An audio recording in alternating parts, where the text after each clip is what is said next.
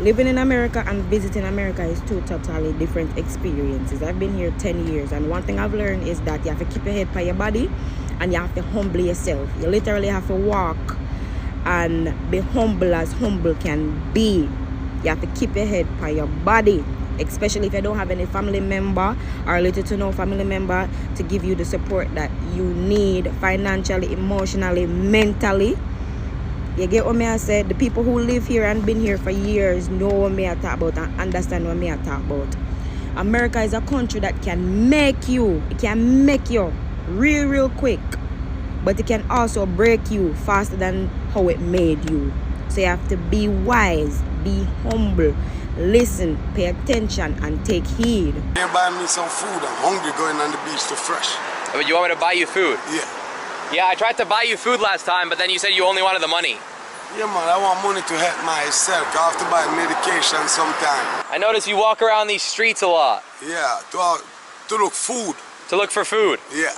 Do people give you food? Yes. And your job is to beg? Yeah. All right, well, we'll talk soon. I'm sure I'll see you around again. Thank you, soldier, Mr. White. Welcome. Enough respect. He just said, thank you, soldier, Mr. White Man. Welcome. He said that you come from a good background, and I mean, how did you end up here? The truth? Yeah. Drugs and being irresponsible, honestly, is what landed me here after all these years. Sorry, Didi, just a second. What's up, guys? Welcome back to my YouTube channel once again. My name is Dash Lifestyle. Kindly for watching me for the first time, remember to subscribe, like, share, and also comment. To my returning subscriber, thank you so much for always coming back and watching my video. Thank you so much for the love and support, and greetings to my brothers and sisters all the way from Caribbean country. So guys, I want us to watch this video of Jamaicans who they are homeless in United States. I know it is a sad video, but we must see, we must listen, and we must watch this video so that we can learn and we can see their story to how they ended up being homeless in United States. Because I know majority of Jamaicans, majority of the Caribbean people, they are leaving their country just to go in United States because they believe in United States their life will be better. They believe in United States it is when you are in United States it is easy to make it in life than being in your own country. Not only Jamaicans, also some people here in Africa, they usually leave Africa to go in white man's country because they believe there is a lot of opportunity, because they believe if you are in United States you will have this thing, you will have a good house, you will have a car, you will be living a better life. And that's why majority of Caribbean people together with African people, they usually leave their country just to go in United States because they believe the dream of United States. But what they don't know also in United States, I will come back, guys, with more comments so that I can tell. Hey guys, welcome back to Zoomies World. Welcome. And in today's video, we're doing a story time of how I became homeless in America. Not just once, not just twice, but 3 times. Okay, let's get into this tea, and I'm going to give you in order of how that happened. So as you know, in my last story time, when I tell you that I came to America in 2014, right? So when I came to America in 2014, I got to tell you the time. And then me and my wife ended up separated, and I ended up in the streets. That was about 15 years ago. I ended up down here. I was the first one down here. The police ran me out of here. You were the first one here? First one here. There was no tents, no nothing. I had a black Dodge Dakota. I was sleeping in. I was scrapping metal at that time. And then I got sick from being down here and all this stuff. See, these people get sick. You get sick from, not from the COVID, not from none of that. It's from the garbage that people come dump. These aren't the people that's dumping this stuff. Yeah, I mean, look, like, yeah. You can tell. These aren't the people that's dumping this stuff. No. Cars are coming in here, trucks are coming here, loads coming here and dumping stuff here. And so the rat problem that we have are from people that are dumping. So I had a tent down here for a long time. And then just about a couple of months ago, they moved me into my apartment. How long were you here? I was here about 15 years. 15 years. Yeah. Living in a Dakota. Yeah. And you finally Kent and in Dakota. and you finally got out of here after 15 years. Yeah. How did you get out of here? Huh? How did you get out of here? Focus. I'm not a man. I could live on the street. I could survive on the street, but I don't belong on the street. None of us belong on the street. A lot of these people on the street are productive members of society. Doctors, lawyers, dentists, secretaries, construction workers, electricians, plumbers, mechanics.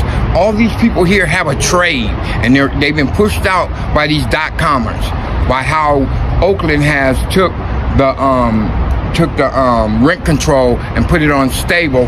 So now the people because they're on stable, these guys come in here, they build these places, and now a studio costs $3,000. A studio? Come on, who pays $3,000 for a studio?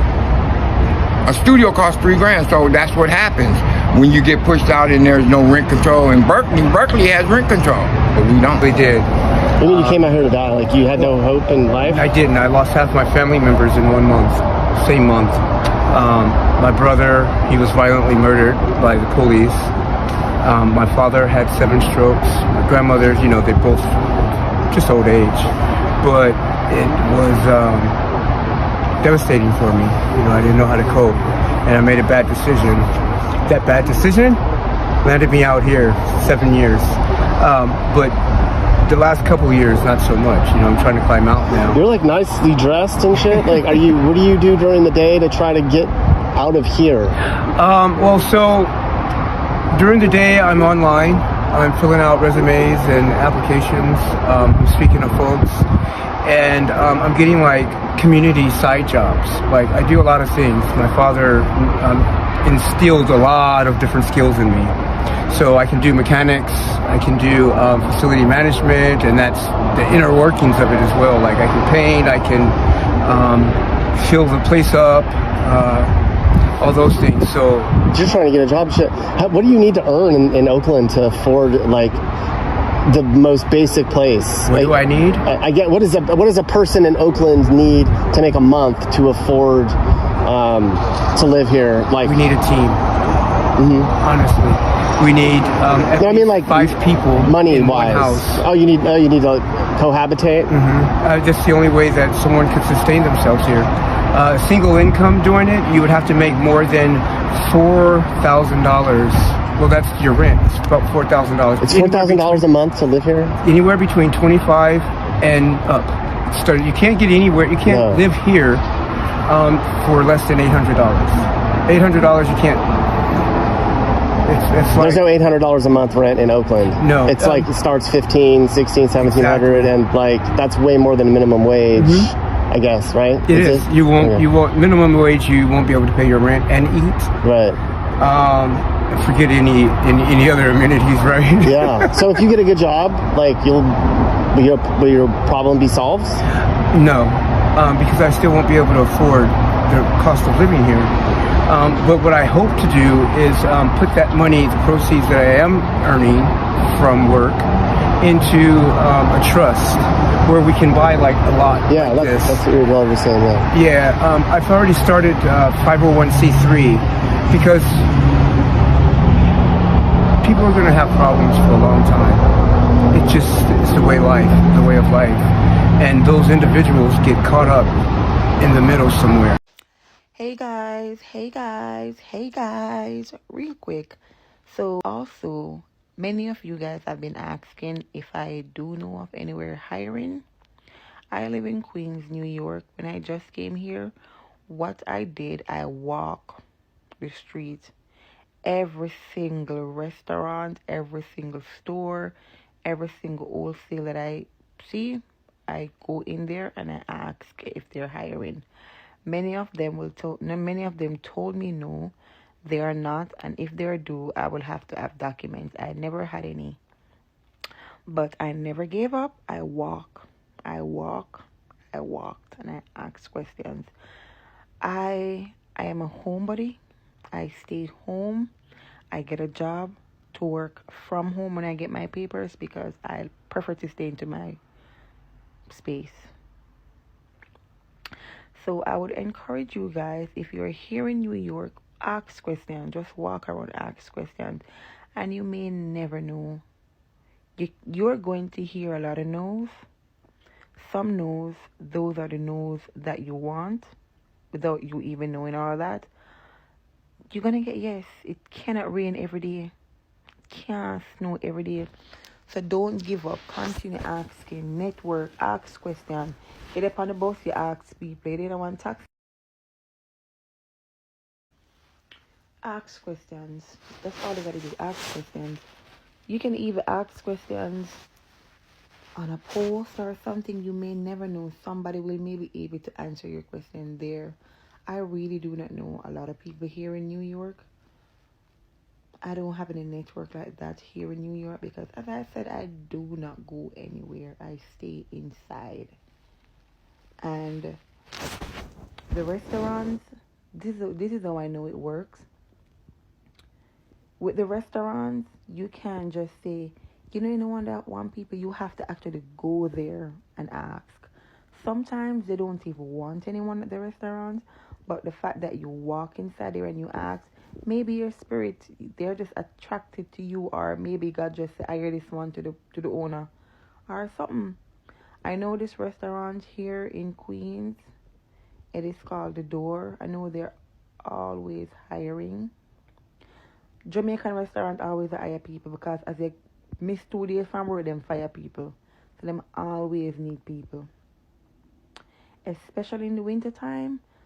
It's in the wintertime, like a lot of people are so lazy, they will not go to work 2-3 days. And when the day when you go work 1-2-3 days, just know say out of one job. So I would advise you guys here that are looking work in New York, come out on the comfort zone, go outside and ask, go outside and walk, put on a jacket and a coat and a boots, come out and walk and ask questions. Ask questions because they're not going to get the house in the work in your house. It's going to start off hard, but trust me, I forget why yes when the time them. Yeah. Come back and let me know how it work out. Let me know in the location, who they in a Queens or what. And somebody will watch my video them as well. They may know someone that need workers. They may even want workers themselves. Like it's only me, I don't know everything. So ask questions. Somebody out there watching as well will answer you guys. So guys, so many people, they are living in the Caribbean. They are living in their home country. They are living also, some of the African people, they are leaving Africa just to go in United States because they have this mentor that when they visit in United States, they will have things that they don't have in their home country.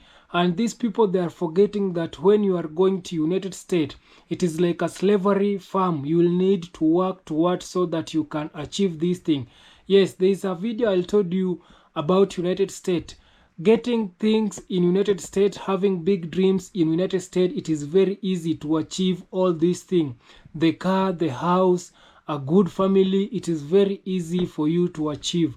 The things that you can achieve in the Caribbean or here in Africa for a long period, it will take you a short period to achieve this thing when you are in United States. In United States, it is a land of opportunity. In United States, everything, you can get it easily, but you will need to work for it. This is now the main point that people, they don't know about United States. So if you want to maintain this thing, the car, if you want to maintain your house, if you want to maintain your family in United States, you will need to pay. And for you to be able to pay this thing, you will need to work. You will work even. Some people, they are also having some like 3 to 4 jobs in United States. This is to tell you that everything in United States, it is about money. So you will need to work. And that's why I keep on telling you that in United States, it is like a slavery plantation. It is like a slavery plantation, which means that you will be forced to work so that you can pay this thing. I got caught up in a lifestyle that I couldn't control and landed here. But it's not as I don't want to say as bad as it seems, but I met a lot of good people out here since I've been out here. Learned a lot about myself, learned a lot about the community and society and how things really run and where the help is at. Learn how to build a little bit. I don't know. I don't want to stay here, but we're in the midst of doing something that could help tens of thousands of people across America, honestly, if things work out with us figuring out a way to help curb the homeless problem.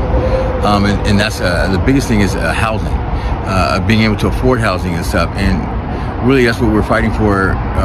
On this piece of land that we're here right now, we're fighting to keep this so we can build a miniature home anyway.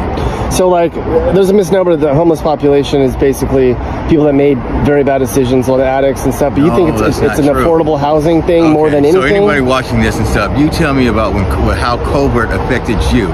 Hopefully you're still in a home and maybe you're not and stuff, but there's a lot of people that, and everybody knows this, is not, it's a fact, that basically didn't work for 2 years almost. And then half of them didn't go back to work because now the businesses they worked for was out of business because they had no business because they weren't open the majority of the time. So anybody out there, there's so many people out here that lost their jobs or couldn't afford their rent because their job told them you can only work, from home or half the hours that you used to work, and I have a mortgage though that, so forth. No, it's not because of it's a COVID thing more than anything, you think? It's a accumulation of a lot of things. Some of the people out here, yes, they made bad choices and stuff. Some of the people out here lost their jobs during the COVID time. Some of the people had other hardships and stuff. It's not, that's another thing we're trying to express to people. It's not because of drugs and alcohol that the majority of these people are out here. Things happen, and if people out there can't understand or see that things happen to people in life that cause things, and then you have a bigger thing that happens that we have no control over, like COVID, add that to just daily life and daily living and daily situation stuff. And then think about the Bay Area and how expensive $1,800, if I'm not mistaken, for Oakland is the average one-bedroom apartment, $1,800 a month. So you're thinking $20 an hour is still only giving you $1,600 before taxes. Take out your taxes, you got maybe $1,300, $1,200. You still don't cover your rent in one check. You have a car note, you have car insurance, maybe you have just one kid goes to school. One parent works, or what have you. You got to wash clothes, you got to pay electricity, you got to pay garbage, all this stuff, maybe your mortgage stuff. So you tell me that, who can really afford minimum wage won't allow people to. So like the alternative thought is, okay, well, you decided to drop out of school so that you can't get a good job, so I don't feel bad for you because you made your own decisions. So like that's a theory that people have. Like, how do you respond to that? It's hard to explain stuff. I tell people, why don't you come down here and talk to some of us and find out what the stories are. What's your story? Because you came from a good background, right? Like, you came from a really good background. You didn't grow up on the streets and shit. No, not at all. Middle class. People make bad decisions. I'm talking for myself with this. I made bad decisions and stuff and got caught up in a lot of partying and didn't want to take responsibility. And by the time it was realized that I found out, jobs give you chances and stuff. And luckily enough, I'm a person that, my job gave me numerous chances and stuff. And I just fucked it off. That's me. I'm just one person that's out of 200 out of this area. That's my story. So I'm not speaking for everybody. I'm speaking in general what I've heard and what I know of. Mm-hmm. But yeah, I screwed up. And now, lucky enough, I found something in this group that we have come together to do something. What's your plan? How are you trying to get a job so you can get out of here? I'm hoping that all of this turns into some sort of a paid job. Right now, of course, it's not paid. We don't have, but we want to create jobs along with the homes and stuff. There's so many talented people here that work on cars, who paint, who do electrical work. I'm a chef. They do so many different things. We want to create jobs here, and hopefully the outside community will solicit those jobs to promote more business and stuff. We want to keep it sort of here. I can go out there and fight and go back to the hustle and bustle out there, but why not try to create something here that can help other people in my situation and make it a little bit easier for them to get back into the workforce and work at a place where they're more comfortable and people accept them for who they are, you know.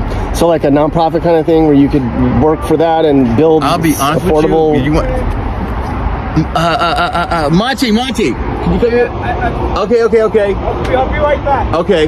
See, there's a lot of stuff going on. Guys, I hope you have watched that video, and this also should serve as a lesson to those people who are having this American dream, because so many people, they also thought that in United States there is no homeless people, there is no beggars. We have them also in United States. You will find also a lot of beggars. You will find also so many people, they are homeless because of how the system they have used in United States. So if you have an opportunity to go in United States, for those Africans people, for those black people who are having this American dream, before you go to America, you should have at least a plan. There is a Jamaican sister who came out and said, if you want to go to United States, have a 10 years plan. This plan is for you to go in United States, do all those jobs that you want, work so hard, have that money that you really want to have. After you having this money, come back in your country, whether in Africa, whether in the Caribbean, whether in the Jamaica, invest that money in your country, build a business, build a house. When your business it has already started to peak, then leave United States, come back in your country and enjoy your dollars. But if you don't have a plan, you may end up working even when you are retired, even when your age it is not for the doings, even when your age it is not good for you to work, it will force you to go and work, because they have already tell you it is a plantation slavery, it is a fraud. These people, they have made it very easy for you to have the dream that you want, but you will need to work for it. This is now the part that so many people, they usually ignore, or so many white people, they don't want to tell you. For those people who are having this dream, and also you have seen some of the Jamaicans who they are now homeless in United States. You have listened to some of them, they have a different story. Because also like our guy, the Rasta guy also, he has said that he lost his job during COVID. Yeah, so many people, they lost their job during COVID-19, and this COVID-19 affect a lot of people, and that's why he also found himself being a homeless. And also we have another Jamaican who also has come out and say he lost like the entire family in 1 month. You can see both of them, they have different story. So for you African people, for you Caribbean people, when you have your family living in the United States, in the white man's land, kindly try to console them, try to check them if they are okay, try to communicate with them, because we all know if someone here has a chance to go in United States, we all know that if you are coming from Africa, or if you are even in Jamaica, you all know this guy, he has money, he has gone to make it. So many people, they will disturb them by, oh, send something home, send me something, and yet you don't know what they are going through. And also the Jamaicans or the black people or the African people who are homeless in the United States, don't also shy to tell your fellow people in the Caribbean, in Africa, that you are homeless, to help you. Don't, because we know some of them, they will not come back home, they will just keep quiet and struggle, and they decided to struggle because they know everybody thinks that they are working, they have good job, and yet they lost their jobs. Now they are homeless, they are living, they are sleeping on the street. So it is the highest time that we also African people, we should try to help our African, our own brothers and sisters. The black Americans also, you should come and try to help these homeless Africans, black people who they are homeless in United States, because it is not very easy to find a homeless white person. Is it very easy? No, it is not very easy to find a homeless white person. Although if they are there, it is the numbers, it will be 1 out of 10. Yeah, you cannot find, but majority of them, I know it is the black Americans and also Africans who, and also some of the Caribbean people, you might find them being homeless in United States. And also guys, I just want to tell you that it's the time that also us Africans, we should support each other. When we are seeing our brothers and sisters being homeless in the foreign country, we should come through to them, we should help them, we should support them so that they can get back on their feet. And also for those people who they are having a dream to go United States, I hope you have watched this video. And for you, before going in the white man's land, because we all know these people, the white people, they have made their country to be a dream destination for so many Africans. They have made it their country to be a land of the opportunity. That's why a lot of Africans, they want to go in United States. That's why Caribbean, a lot of Caribbeans, you might find them there in United States. For example, like in Jamaica, the highest number population of Jamaica who are in United States, it is around 3 million, you can see. And you might find out that 2.8 million, they are the ones who live in the highland. So you will see this, a lot of them, they are in the foreign country. A lot of them, they went there because of to look for more opportunities, to look for a better life, to look for a future there, so that when they will be back home, they can develop their own country. But I love them, they usually come back in their country and support the people, and also they help in building their nation. So it is good for them to go outside and look for more opportunity. And also if you are there outside, kindly also remember to help your brothers and sisters out there. And also guys, if you haven't liked this video, kindly like, subscribe and share, so that a lot of people can learn and can watch this amazing story. And although it is a sad, but it is an educational story. So guys, thank you so much. See you on my next one. Bye bye.